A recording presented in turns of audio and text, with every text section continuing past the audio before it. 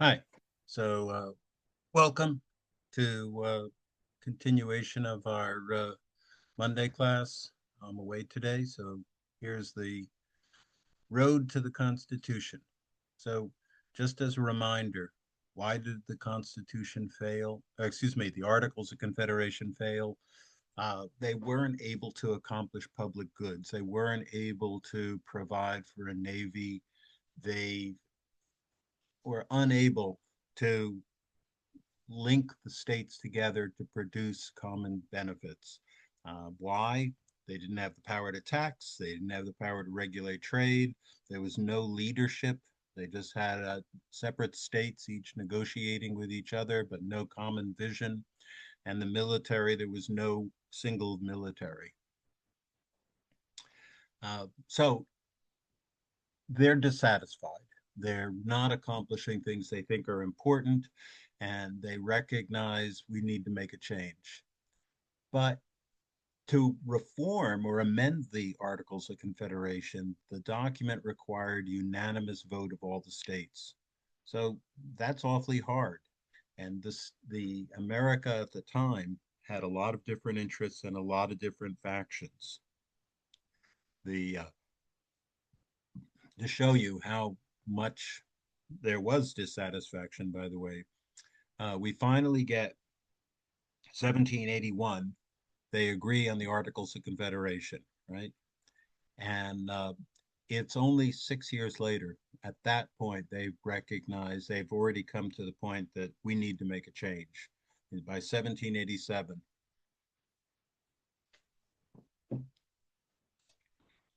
they have sent delegates to a new convention to try and come up with reforms. But as I mentioned, that's not easy. So let's see.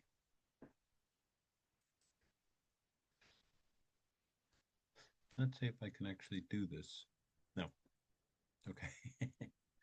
uh, let me pause. Okay, I have a video. Let's see if we can watch that. If it'll start, that would be good.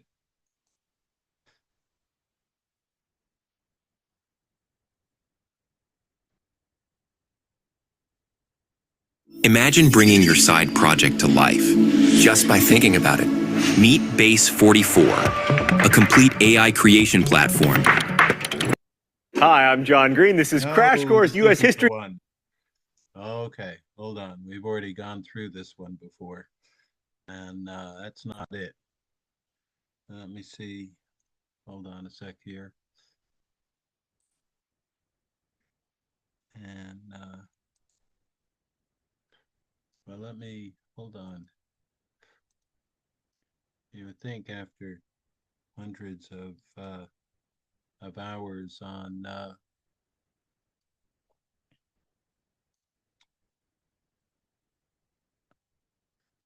this platform, I would be familiar at this point. You would think, wouldn't you? No, that's not it here. Hang on.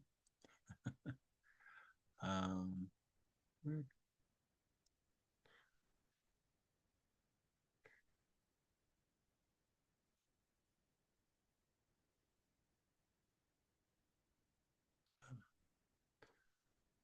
All right, let me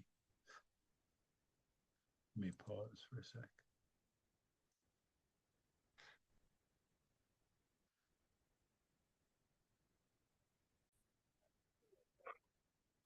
Okay, let's try that again.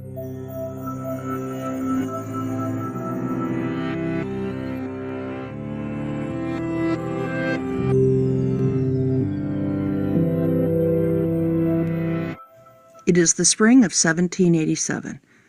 The Revolutionary War has been over for only 6 years, and the young United States is still struggling in its infancy. Uprisings, boundary disputes, and the lack of a common vision all plague the newborn country. In an effort to steady this precarious ship, the Confederation Congress calls on states to send delegates to the Grand Convention to begin on May 14th in Philadelphia. The delegates must draft revisions to the Articles of Confederation, which would then be considered by the Congress and approved by the states. Under the terms of the Articles, all 13 states had to agree to any changes. Since the purpose of the convention is just to make recommendations, not everyone is excited about attending, and frankly, some think it's a waste of time. As men from different parts of the country begin to travel down dusty, rutted roads on the way to Philadelphia, not all states send delegates. In fact, Rhode Island never even shows up. On May 14th, only 8 delegates, not states, but individual delegates, are present. So they wait. Finally, on May 25th, the necessary quorum of 7 states is achieved. In all, 55 delegates arrive in Philadelphia over the course of the convention. They are all white males, property owners, and the average age is about 44. Some are slaveholders, some had signed the Declaration of Independence, and almost all are well educated. Picture the delegates, James Madison and George Washington among them, sitting in Independence Hall in hot, humid Philadelphia. They're all wearing the dress of the day, frock coats, high collars, and thick pants. They vote to keep their discussions secret to encourage honest debate. But that means the windows are closed, and there is no air conditioning in 1787, not even an electric fan. And they'll sit in that sweltering heat in those heavy clothes for 3 months. Shockingly, they all keep their vow of secrecy. That could never happen today, not even for an hour-long meeting. Someone would share, James Madison thinks he's so smart, keyword, articles are dead, via social media, and the whole thing would be a disaster. But in 1787, there are no leaks, not even a drip that hints at what they are doing. And what they are doing is nothing short of overthrowing the very government that sent them there. Within a few days, with only a 7-state quorum, and only 6 of those states agreeing, a handful of men change the course of history. They vote to get rid of the Articles of Confederation and write a new, more nationalistic document that becomes our Constitution. The risk is immense. Everyone on the outside assumes they were working on recommended revisions to the Articles. It's an incredible gamble, and even when the convention presents the signed Constitution on September 17th, not all delegates endorse it. The country will argue and debate for 2 more years before the document is adopted by the required 9 out of 13 states. But instead of punishing them for their deception, today we celebrate the wisdom and vision of those men in Philadelphia.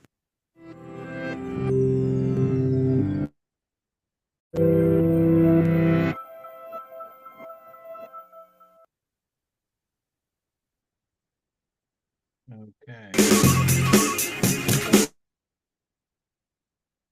Hold on. Let's see if I can. Okay. So they have decided, they've decided they've gotten together. You have 55 guys, and here's who they are, by the way. They're mostly lawyers. 30 lawyers, 10 merchants, a couple of politicians, and then, let's say 2 doctors, 2 soldiers. I guess that's George Washington among them, and educator, farmer, etc. So pretty homogeneous as a group. And here are the big questions that they're going to be facing. And when they get there, as mentioned, the first is revise or scrap the Articles of Confederation. And they're sent there to revise it, but they need a unanimous vote. Next is going to be the question of how much national power, how strong a federal state versus leaving power with the states. What's the role going to be for states? And what's the role for the federal government, this new federal government? And finally, how do you determine representation? Representation right now in the Articles of Confederation is 1 state, 1 vote. Is it going to be different? Are you going to have a role for the people?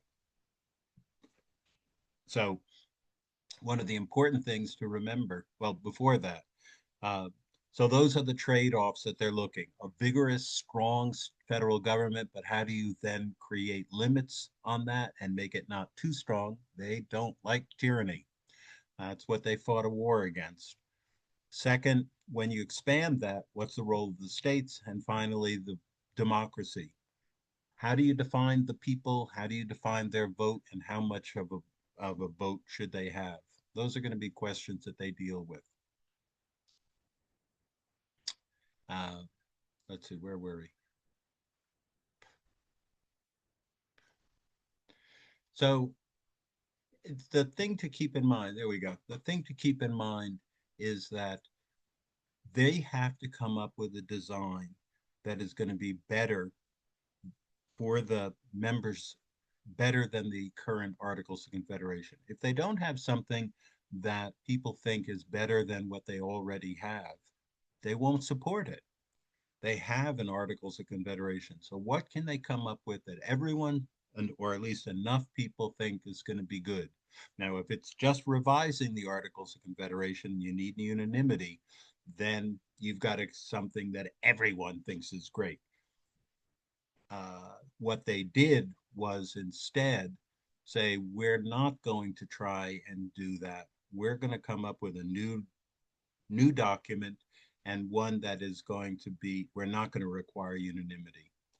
But here are the different coalitions or the different groups that they have to satisfy. They have to satisfy large states and small states. Right now, the Articles of Confederation make the small states happy, the large states not so happy because of the voting procedures.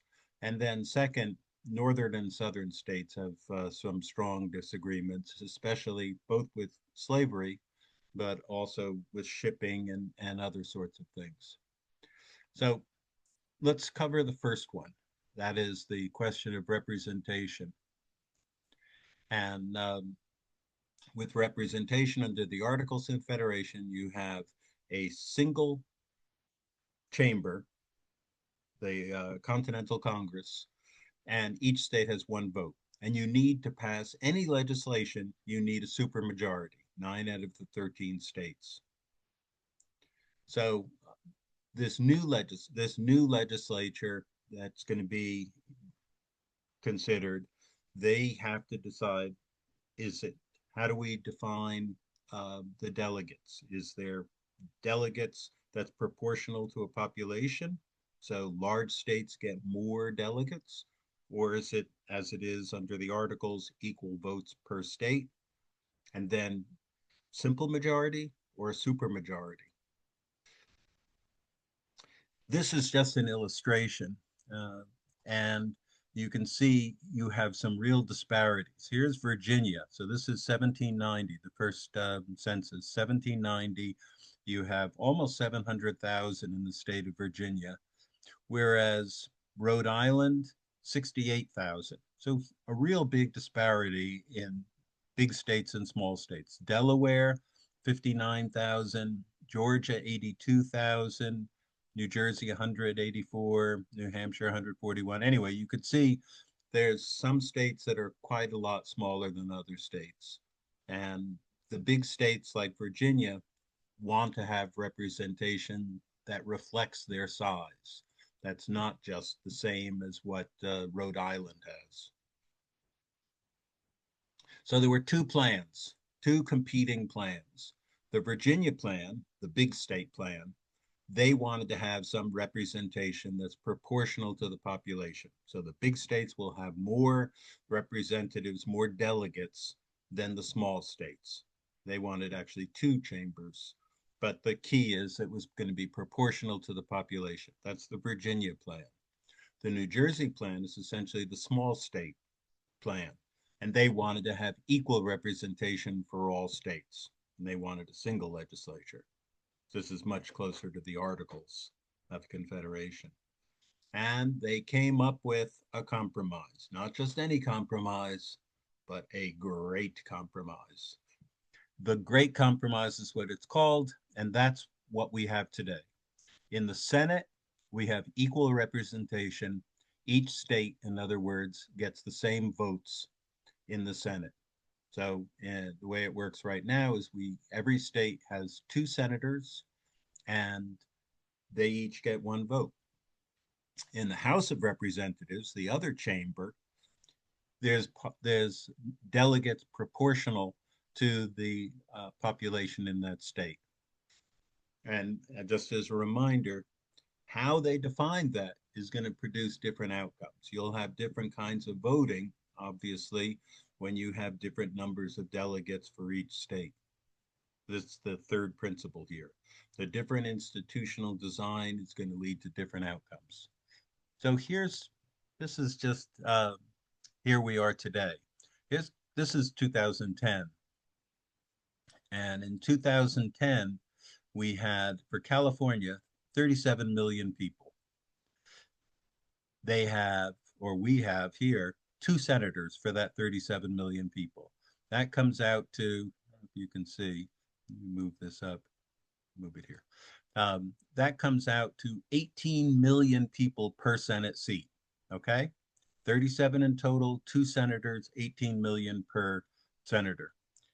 On the other hand, here's Montana. Montana is less than 1 million people, 994,000. They also get 2 senators, same number of senators. That comes out to 497,000. So that's 497,000 people per senator versus in California, 18 million per senator. So the voice, the influence per person in the Senate for people from Montana is a lot greater than it is for Californians. For Californians, when your senator, there's 2 of them, but 18 million people per senator. In Montana, less than 500,000. So you have a lot more influence. On the other hand, here's the House. In the House, we had 53 House seats. That's proportional to the population. And that came out to 700,000 people per Senate seat or House seat. In Montana, they have one House seat. And that came out to 994,000 per House seat. So in the House, it's proportional to the population. In the Senate, it's not. Senate is fundamentally not very democratic compared to the House. So that's the first question. Are we going to have representation proportional to the population or by states? And they divided it, a little of each. But the next question is, this is the second big question that they had to deal with.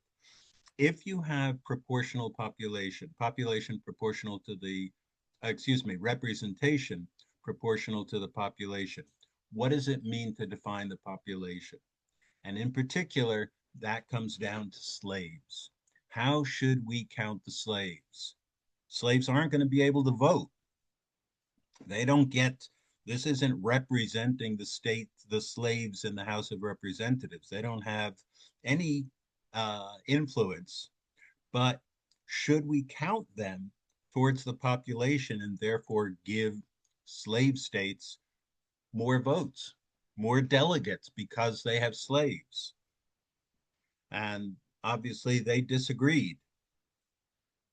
Under the Articles of Confederation, as you could see, where each state has a single vote, to pass a bill, you needed 9 of the 13 states. Because there were 5 states with slavery, where it's an important institution, that means slave states had a veto on anything that was going to influence slavery. So under the new Constitution, after the Great Compromise, they're going to look at it, especially in the House of Representatives, and ask, is this safe for us? Will the House be able to pass legislation or participate in legislation that's risky for them? I mentioned that. So who will hold the power? And here's just an illustration of what it looks like. This is 1780. I should choose, but in 1780, the population in the South was 1.3 million. These are all the southern states. In total, 1.3 million. In the north, it was well, a little less than that, 1.29 million. So the population was slightly larger in the south than the north. However, the slave population was also significant. You could see 500,000 slaves. And so after that, if you take away that portion, you can see the North had a larger population. If you look here, this is the white population, and that's 1.2 million in the North versus 800,000 in the South. So for the House of Representatives, if we were allocating delegates based on these populations, if we do it based on the total population, the South will have more delegates in the House of Representatives than the North. If we do it based on the white or the free population, the non-slave population, the North has will have more representatives than the South. This is the 1790 census, and you can see again the same thing, that the slave population has gone up considerably since 1780, and the total population 1.9 million in the South versus 1.8 million in the North, but 34% of the population in the South is slaves. So if you are excluding that portion, then you end up with a larger population that's counted in the North. So when they're looking, how do we define population for the purposes of the House of Representatives? Option one, numbers of free inhabitants is option one, i.e. the slaves don't count towards the total population because they don't get to vote. Option two is that slaves count as much as anyone else. And so, that's a larger population. The South is going to support option two. The North is going to support option one. So what did they do? Before, this is just an illustration. If you count all the people, you have sort of roughly similar numbers, slightly more in the South. If only free people are counted, much more in the North compared to the South. The blue is the North. So there's a big deal. And the solution they came up with, this is in the Constitution. The Constitution says what we'll do is we'll count slaves as 3/5 of a person. So for the purpose of allocating or defining how many seats each state will get in the House of Representatives, they defined each slave as counting as 3/5 of a person. When they added up, here's the population in that state. And this protected slavery. And this was the solution they came up with, getting all those slave states to say, okay, this new institution, the Constitution, is better than the Articles of Confederation for us if we have the 3/5 clause. This is just a picture of which states voted for it and which states did not. And mostly they did. There were some abstentions, but they voted for it. The upshot of all of this, the 3/5 clause or the 3/5 compromise gave the South this bonus, excessive to their free population. It applied to both the House and the Electoral College for the purposes of electing the president.